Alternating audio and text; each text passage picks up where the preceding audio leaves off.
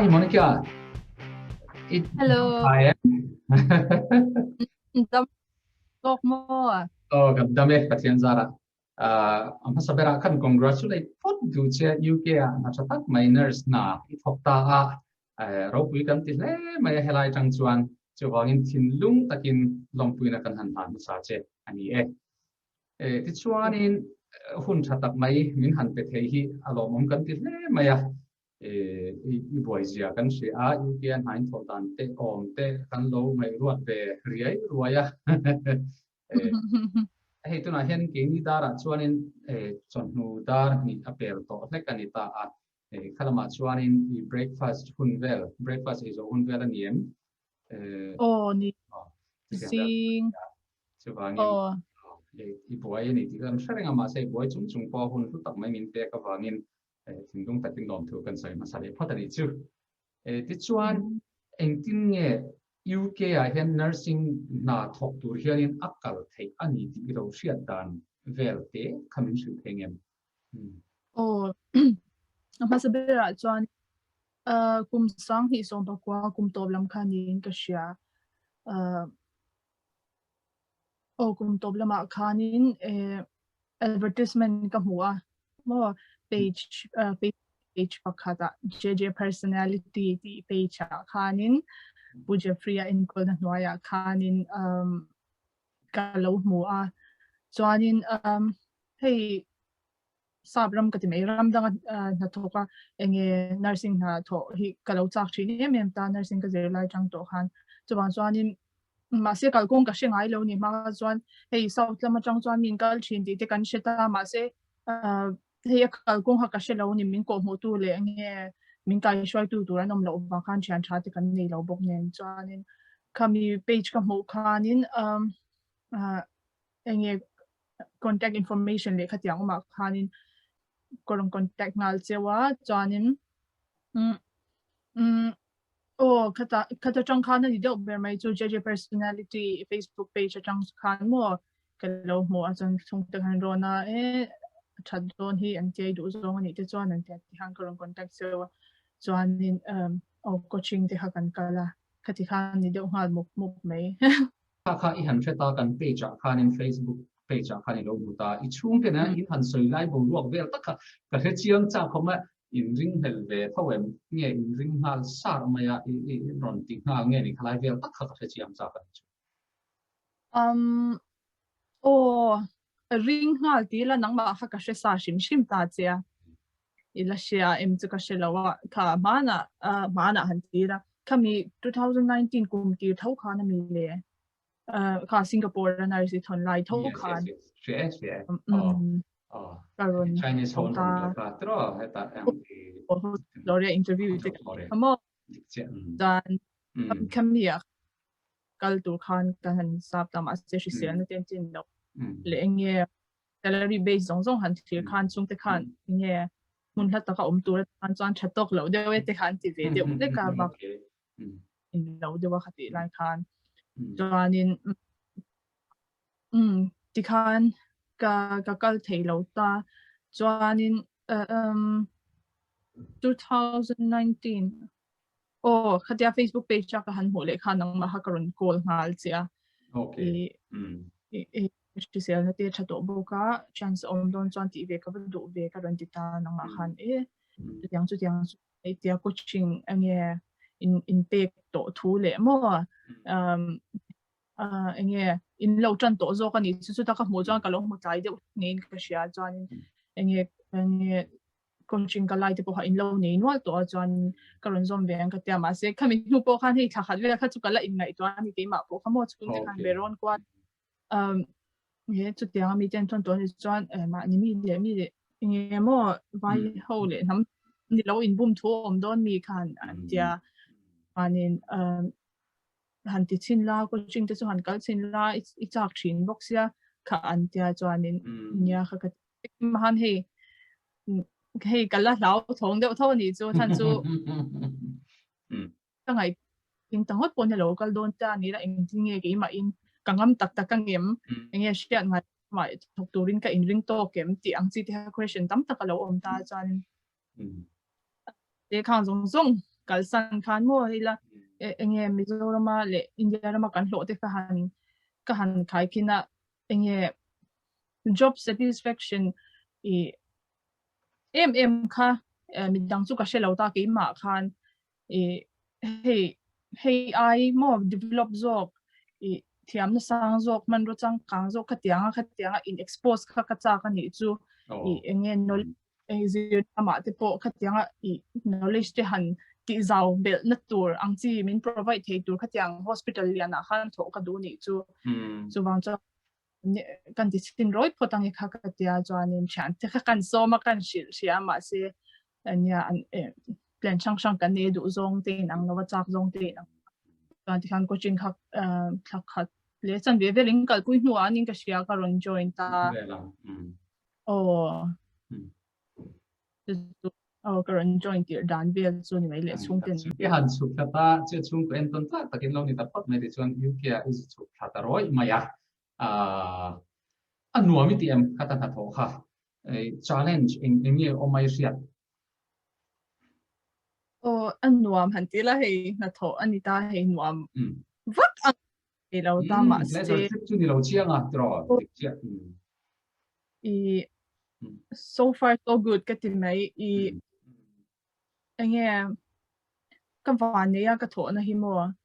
cái hospital ward cái thổ này hi anh nuông mà colleagues tiền tra at tiêu chuẩn hết cái tìm về này sản xuất language mua challenging language nia chuanin communication alta ni hesab trong te chu trong thiam ve ta trong te po evia te po kan lo en ve ta ma se hei an accent zong nen kha ni hei face to face han enge han in yak do na meu chuan hei yam lo ila hei ngai thak lu ngai to lai thi an ni po European ram sang local content ni ta accent sang an ni ai ta ya thiam har sa de hi chu no mama se tang pui chuan kan she thiam thei mai ta khatiang han tui min challenging de wa hi dam lo chung sang ten han soya enge khatiang han mo handover te kan han la zinga dam lo chung sang han soya hei beng chit ngun ngai to hei pakhat po lo mi pui thei tiang khan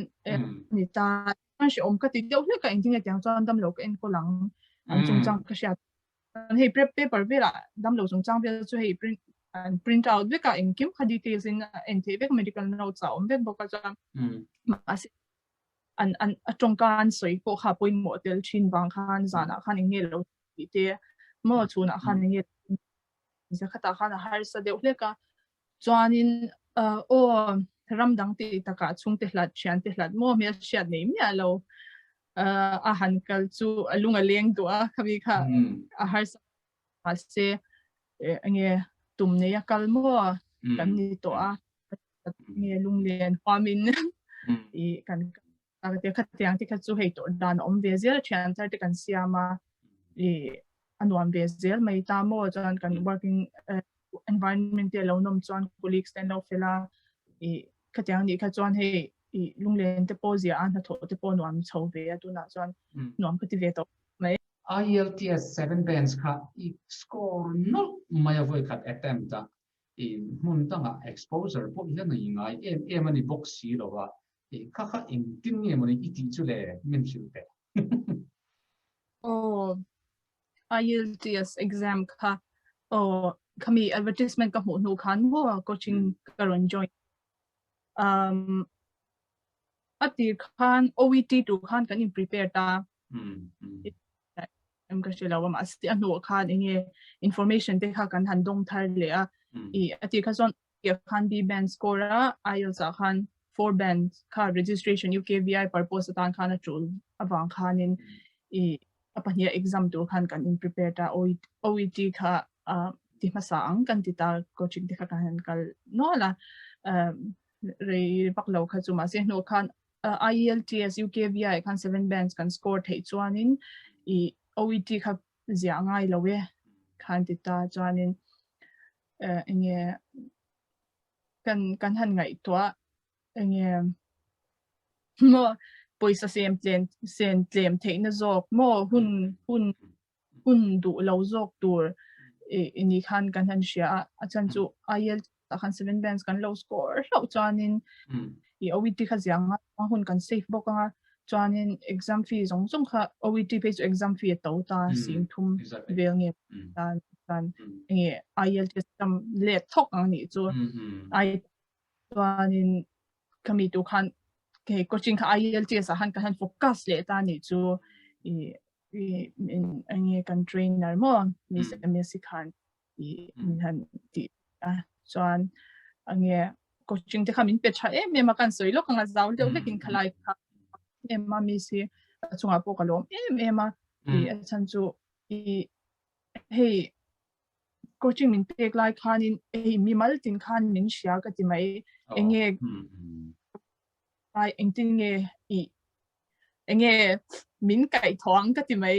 hey zak te khatia han ti mi pui ma kan lo tong na mang interview te kan face zone chuanin khatia azum tru te kha the lo ta khatia ti han ti kan tong ang ti te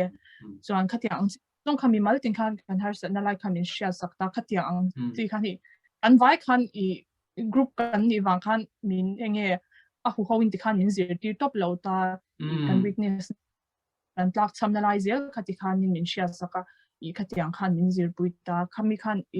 nge mi pui top a pe ma pe chu chuanin o khatian coaching te khan kal ta chuan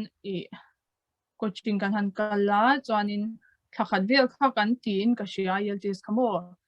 thakhat po khat mai the OET kan ing lo hu kha chuan exam te kha kan han book ta exam ve roi mai ang kha kan ti ta chuanin kan chuk ta kan han exam a chuanin passport in ring lem la mo 7 bands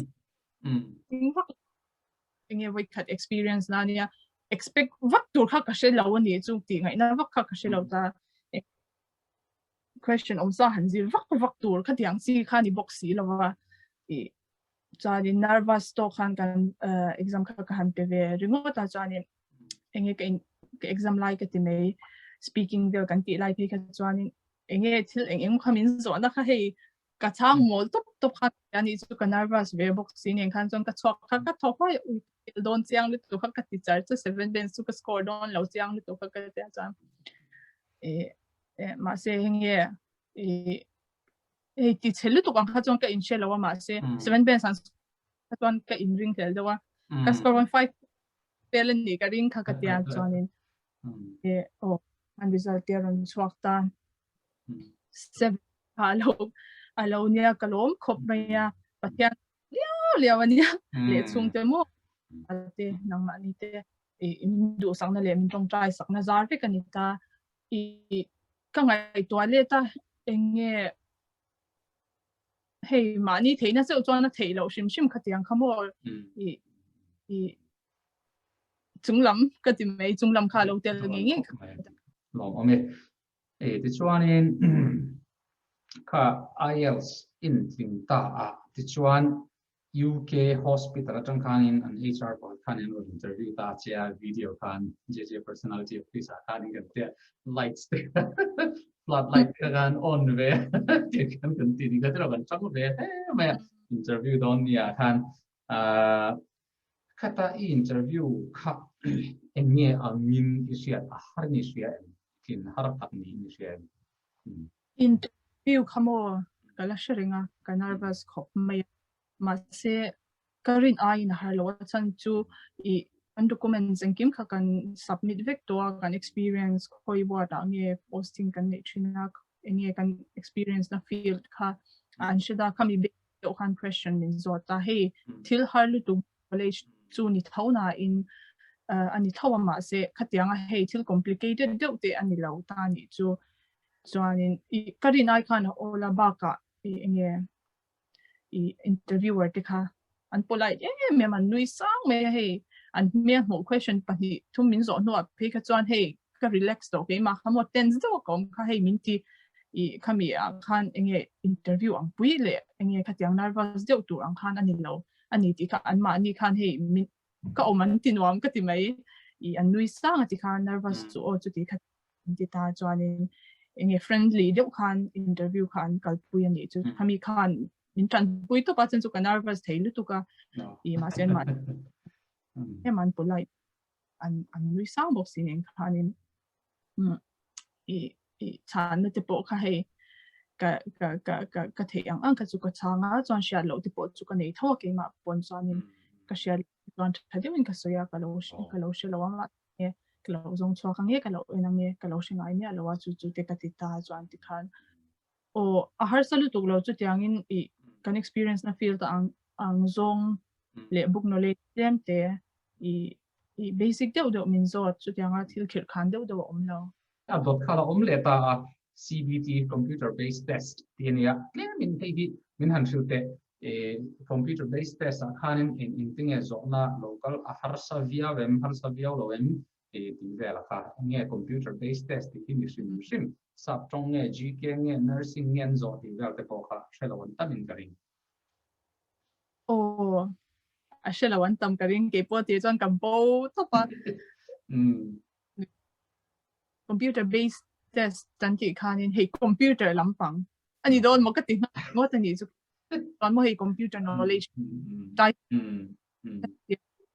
lama chuan nge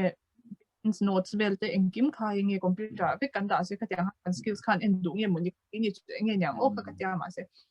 e ka first nge impression ni so CBT computer anga nge tool na ka tia ma se tool don ang tho mai ka tia ma se kan Google tanin nge kan en kwal vel kha alo ni lo computer based test tu I kan nge nursing knowledge ka ti mai kan zir lai zonga nge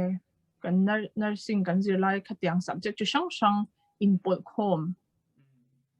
khami khani mai ta ma se helama chuanin a difference to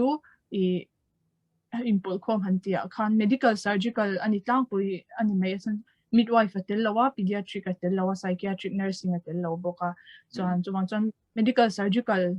tila o khatiang lampang based question khanita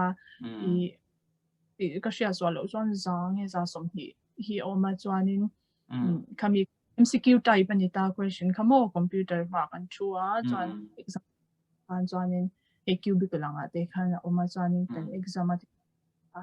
I omta MCQ ang anita chuan enge minus mark mo khatiang chi kha a om lo ni chu adik chuan adik lo anita chuan ingsa di ngai khale ka chiang to lo tata ma se o khatiang khan question rong kala he option a om ta ni chu entenan I mani top turang khan ni lo ta I khami enge atinwam mo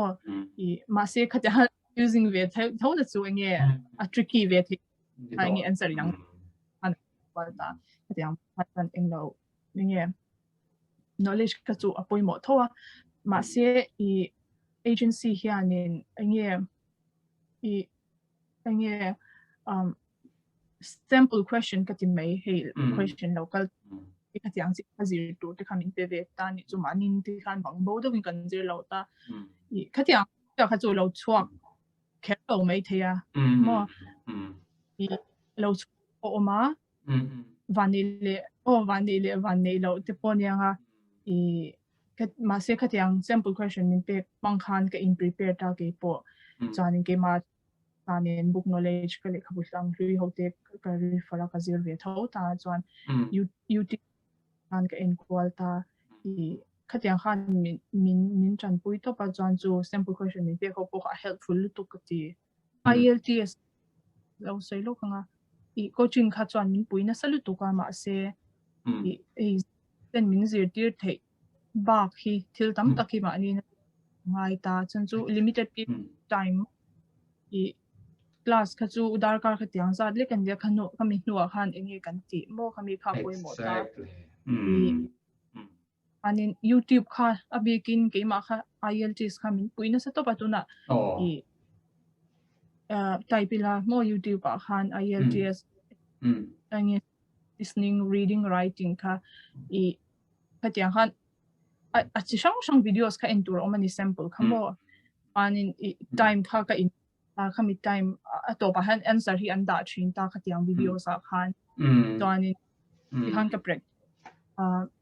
anwa khan ke ma kha ka in en le ta e answer en lo khan I khami videos ra khan cái notebook cái in shop ta khá dahan cái gì xin ra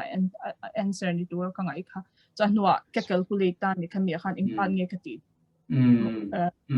nam em tiang chi te mo kati kami ai lu tuk I time management nan po I writing up page on time management kha har lu tuk ka chuan in tiang khan videos khan min chan pui lu tuk ka chuan chuan kami khan lo NBC ti kha ka sei du ole ani le Monica thil pa zo chak deu che kana ya kha JJ personality khani in sense so tur te chu tiang kha tiang ti wel kha entiran exam fee da chu nang man ya in choi tur ani ti kha kan soi sa dan kha ni ta ma se apa in thona flight fare po cheng khat main thorangai don lo visa fee po in choi ngai don lo consultation fee po HEE in a pek sak pek don chu cheng khat ma in choi ngai don lo chu ba ka UK in khen huna po thathum a free in an lo accommodate nga lang chu chumi chung chuan in oski coaching kha a free in coaching an lo peng chu nga exam man po kha India poisa cheng noi khat le sing hi vel man ania chu po chu an pek sak don chu ni ti kha kan shu chawa thilan ni tak tak don a chuan in an promise an kha an deliver le si chu kan lo soi ve to sia ni dot soya min ngai nga ti kha kan lau thon fe em na ta kan apprehension an na sat kha kan nei gani chu mo kala kan apprehensive em ni chu da ya chuan in thingting nge khang kha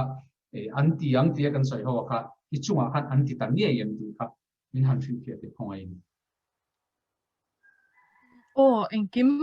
an soi ang kha chun ti thlap ta o traveling expenditure song kha flight te po kha an ma ni nan run book vek ta chuan ticket khati khan ni ron thon to pa email in mo chuan mi la telem lok na sorry lok in flight khan in mi lan an le sak tel kha chuan mi okay kami kha chu kan traveling time dan azir nge mani po ka shi thiam lo ama se meal chu tel ki ma kha chuan mo meal kha tela voi ni lai sha meal kha chuan in o ski training kan thenga chuan in 3 months accommodation kha min penge boka ina hospital compound am in building hi shan pai nation tan lo mok che em nge nang mani in dap chok mai mi ka thleng in email khan min lo thon nga la chuan in airport a khan taxi an lo tir ramo driver hakadi te nge ka mel nen ka thlak nen phone number ti kha an pe a chuan in mi kha ke ma po kha details min lo thon thoa ka driver number ne a zong zong kha details kha min local don chu tiang huna chuan ron pi ka pang chi tiang si kha na om ta chuan in chuan kapta chuan Heathrow khan airport a khan mi ron pick up ta chuan in ka ta tang khan quarantine kan nei phot ta covid eng lo lai nen mo quarantine kha hotel a khan kan nei phot ta chuan in hotel a khan kan nei ta ni car ni som panga nin ka sha kha kan in quarantine ta chuan hotel te po anuam lut to facilities and kim in member ka cho hi kan room at khan an deliver vek ta chuan in zong zong nen hotel nge man zong zong te kha an tum vek tan ma ani quarantine a chuan in ni som panga nuwa khan kan chuak ta chuan in chuan kan accommodation tura khan in details kamin pesa thlap ani khoi flat a nge khoi room number a nge kan don ti kha chuan nam doina khan reception a kan kala kan room ki mo flat khatyang kan mo tu ho zong zong kha chabi te kha kan la a chuan in kan in kan om na tur a chuan kan om ta thlathum chung kha ka oma chuan in khami chung khan in chu hotel a kan om lai te po chuan kan let le lok nga enge class te khamin petran kha la ni chu regular do chuan ni lo visual pui thil shia tur poimo ang khatyang chi te kha chuan iPad te kha min provider near porta ti the nan te khan mo min provider ma se kha iPad provided and yes chuan during our stay mo in chung tenen in FaceTime do takin te an tia chuan le class ne inan khan an ti bokta chuan kan min pe boka chuanin I chu hoski kha I quarantine kan zo nu tang han ti khan class kha kan nei mal mop mai ta ni I class ka kan nei ngal mop ta I nge trainer I zitu tu te po thatak tak kha kan nei ta ni chu I nge education mo kha tiang lam we big team khan om ta he tiang oski team khan om big ta ni chu tiang nurse thar om ti mai mi tu big ang si khan lo om ta he kan nei de ureng ta ni churam dang atang te pon local na satan chuan training min pe tu big lo khan om ta chang I kan khatiang ho khan training min pe ta chuan ti khan E an stricta an zirti na po thaboga chuanin khati khan I tha November December thakhat ni ling lo deu kha thakhat le chem ti kha training kan nei ta mo chuanin an I khami chung khanin I test hi voi kan nei ta chuanin kan in I oski hi pasoi thei hel dai oski hi I oski test chu practical based ania I ma se communication hi apoi mo lutu ka ta chuanin I enge I ke ma poina he apoi mo ti chu dam lo te ne na communication tha I enge mo ka tiang I maintain le nei kha chu apoi mo na pon enge kan shepe ka ma se I ta chuan next level top ani chu I an takte I khatiang chi te kha lo poi mo zia te ti ngei tur ani zia te procedure ang tak thei chu engma hara om lo kan ti ngai lo po om lo antenatal vital signs mo deep check temperature khate I dam lo ya ti tu nge dam lo zinga iwa dam lo duty tu no kal ta dam lo I approach don ta yen kol tu kha introduce sang yang chi te mo an tu blood pressure check do enge khami check dong khan enge sha tu poi mo ang chi he til hote te anga lang si poi mo si ang khan ta ni chu procedure shang te po om ta he nursing procedures pe kan ni ta thil har eng ma om lo ta I adang lam le na pakhat chu ama chuan he I mishing taka hian I enge nen hian an lo in communicate thin ni chu exam na po ma se tu na chuan covid wang hian an strict ta I dummy ka ti mai nau te le mang hin da ta ma se examiner kha chu lom thoni chu I khatiang mi khan examiner khan lo thang mai ta dam lo ang khanin chu kan ti tu enge milem ma khan kan ti vek atu lang vek ta ni han social distancing main anin I data chuan voi thum enge kan in ready am khami oski exam tur khan ti kha I min test photha chuanin enge chuan khatianga kan fit ni an sha kan ready ni an sha chuan chu time limit te om ta tengkha ava ti theingot lo ta turani ti te kha ni ta chuan khatiang chi te kha om ta a ti chuan har sa ka ti ve de ka san chu hei nui sang adam lo te han bia han wish vel te khatiang hei kan tingai hei ka zam ru tla ta ka dui hi za lek lek thina yang ni chu ke ma kham kai don kha ni ma se o ti angai sia mi ram na kan ta te kan se ranga sia ni lo chuan swal ni te kha kan hlong mo pulai lo ni te kha kan hlo don sia chuan ve nok ta chuan I boi thum min test no khan kan fitness sia ta kan eng lo chuan in exam kan kal the khan ti ta chuan exam booking khan ma ni ta exam fees song song an pe ta chuan travelling expenditure he a in ang lowa ke ma a chuan enge offer letter an zi angin travelling expenditure khati chuan ke ma ning kan in tum phot ta mo flight te hotel om na te kha chuan nuwa khanin kan claim le the ni chu center sang om ta mo chuanin mia khanin kan trust hi kan englawa kan exam thina Northern Ireland exam turin university pakhata kan kal thin ani chu an thon na tlang puin ta hei bazin be wang ngai ni chu khami exam tur khan mo chuan ngay về ta đã cả khát xuống mua chọn đều chọn in kami song song kha tiêu song kan in tum ta hotels mante chọn mà sẽ khang khang ai anu claim the ani chu offer letter an zia tel chọn ke ma khan kami ha ta kami ha kalau soin ani chu ka chu hospital adang lam lein karinga khang kha ke ni a inject tel lo le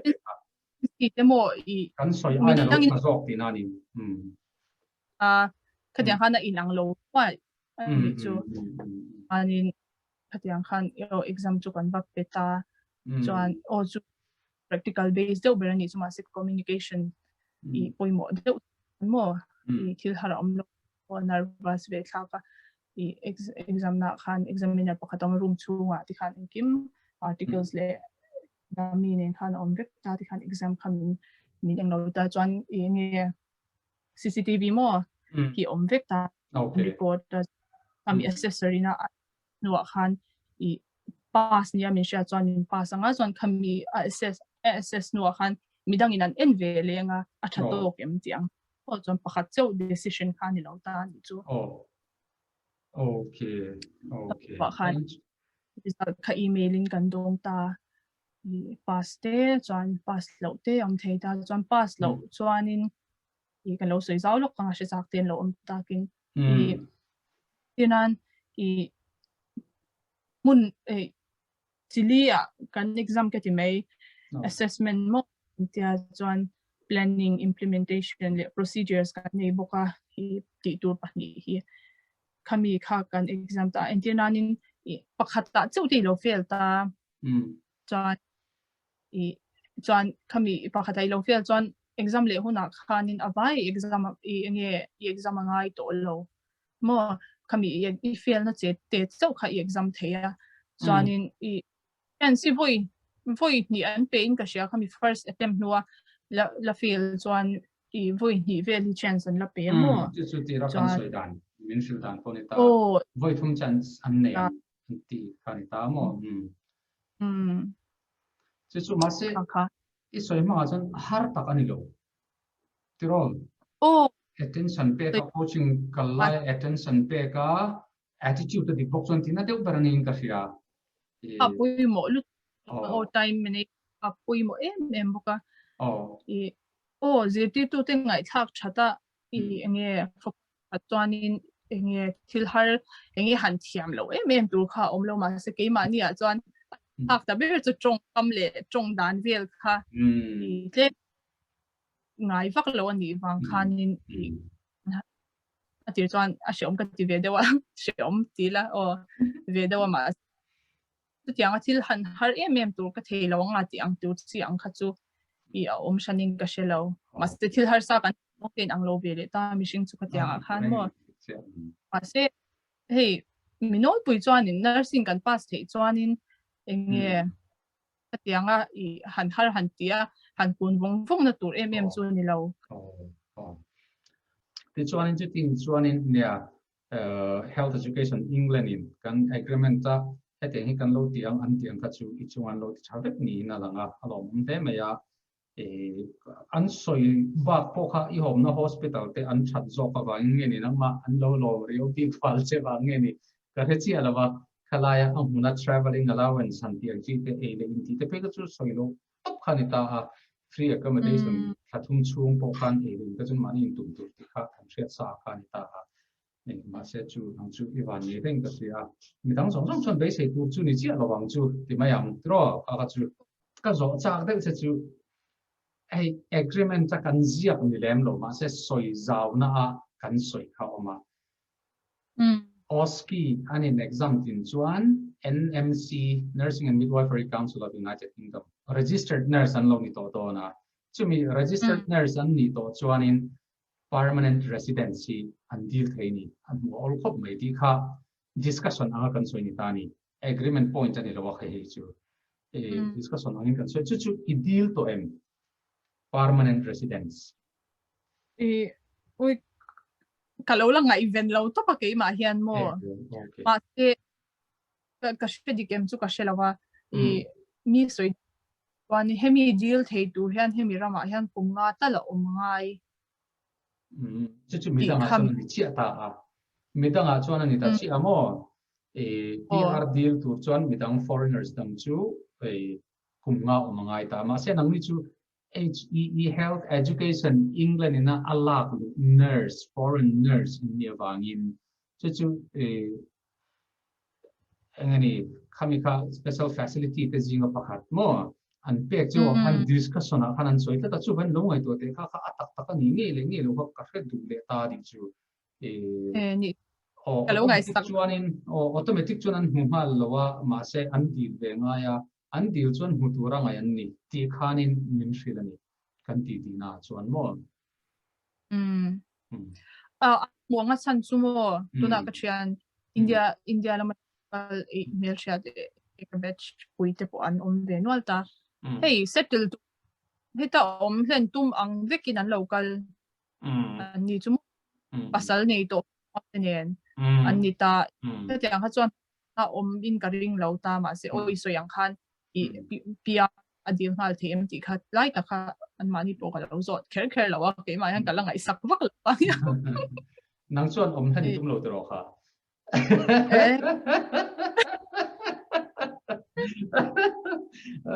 apa yang apa ni kakak kum som pangate zukom ula thakin noi khatal te han khol ula te chuanin inron let lenga khateng kum chung khateng a poisan do khol chuanin helai mizoram tan thil changka ang tha ma son na tu inron ti thei don ni ti kha kan dream ve ne ke poin sarkar na ban sana ka tho he thil ni ka ti ve chanania ka tiangin ti lawa ka chana thata boka ti am ram dam in pem san dai se ka chuanin ke chu ka om chan a fail chak don ti na ni ta ka om ve chan te ji no khat ka fail don ti nan ta chu kan ngen non le du che ni chu ti chuan ni ta se na midang I thian te mai tiang nurse dang te hi UK a kal tur gan I du sak nge rong kal vera rang su se ati chi ro rang I ti nge kalai ka ka cha oh hey itu mas ini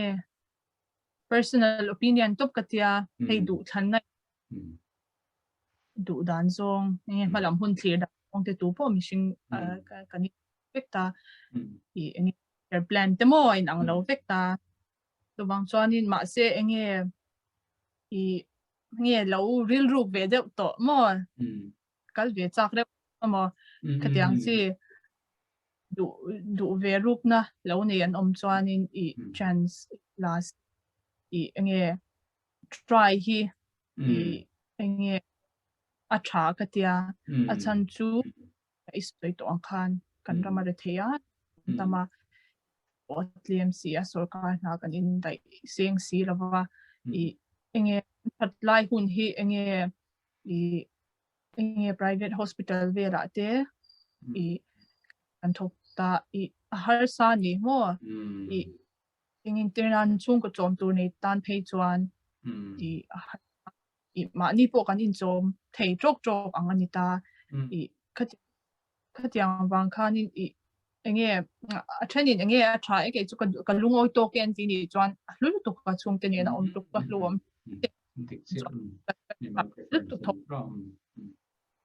dan sang om ta mun te ang lo ta chu wang chuan ni ma se khatianga chak na mutum ruk na lo nei ve de ro ma se hau thong si tingam chi a si lo ka chin lo chuan za emo in om poi khatal mo tlinga mo tling lo mo thil tha lo ni lo wa thil tha ti tur chuan tak po hwa min mo chin lo ma se thei top chwa ho sin khatiang chin lo hwa min ti wa no tum de ro tinyal nual chong si lovin tum ro tak tho si khanin ti ve try se ti kha ka du a chan ka du dan phe chan ke ni de po kan shet lai ka tia an chung te me shet ti an ni nursing an zir zowa company khat experience an ni an in shoi tha zung zung kan south lam ho phe chumo kan ni en tia asun an tia ti kha an tam to pan ni kan hospital a phe chan mo in an se jam ro de so bel du kan ni lo chu en lo real ru to ni chuan in try thăm ở tiếng cái gì chân chú na tlema na kan inda ilawa kan rama khatiang zong zong ne kan that lai hun mo khatiang na kan tho that the lai hun kan se lai hun hianin ti thei la du ang phei chuan pum som hi pathum vel mo 22 20 bora hianin lo wang toi la ti hi tu na han ka ngai to mo ke ma chuan tu na kan ho du ni chuan ho lam te po lo ngai chan tai la ti ang zong zong khan shi thiam kan mai la min lo kai shwai tu lo se min lo she tu khala ta se chuan van thadon tak ti kha ka ngai to ma se impo ni se pathian thu ve kan ya kan a ro real na ve kan ya adu na huna hun ta ka tia ma chu ti ro chuanin enge tu na agency te no ma uje free ten oma tiang lampang ngai sang tu kha chuanin enge boy pui a tha ka ti tu nang lai bo ruak nen zong zong mo na har sabok si alo mo me covid 19 ka ra hian ina ti chi thau ni siam chen kha chen jin chu ta hi an lo pha de wa takin ka ria enge ngai ta nia ke ma bo kha covid 19 lu tu ka ra han mo kal tum kal thei lo lockdown nang ti vela han ka ta kha jang pum te kha ave ka jang kom ka kal po tum to lo ka ra ka lai kha bo rock te ka mo aron tha chole tha pe thian za la tlem na ron zia flight te khan han le chan tin sia da khanin hospital lam te pai pu ya nia la chu la ma se mo tum apui yan ring chung zelin mo yanin turani tia min eng lo konga in hon chuanin pathian min ko pangai me ma se khatyang wa khan khur lo le in lo do in khur lo do che tu ti na ni chuang lo win kim khur tak chung song song thiang song song la in mo airport ta te po khur ta kha omin kaneng lo chuan hei ke po eng em ti lo in mo nam le sel takin ka thing tha exactly ole monica soibel du in em thu cha du mai no soibel chim du in em ai nation em lo ole sia ti mo me chan chu chao to do na ni jana ha takin duty to se hei mizoram min ron ngai poi mo in hun tak mai min pe ichunga ti tak zetin mizoram mi pui te mingin kan tiang ani bing mai po mizoram mi pui ta mingin ichunga lo thu tin lung takin karon soya pathian in vengin pui zel che sela mal som zel che sela kong tin reng in mishing tena mal som na tha kan tiang hi lo dong zel turin lu sakna tan tak zet chen ye le ta me nang po lo shi sela mal som na tam tak lo dong thu thor le ta bom tak zet lung takin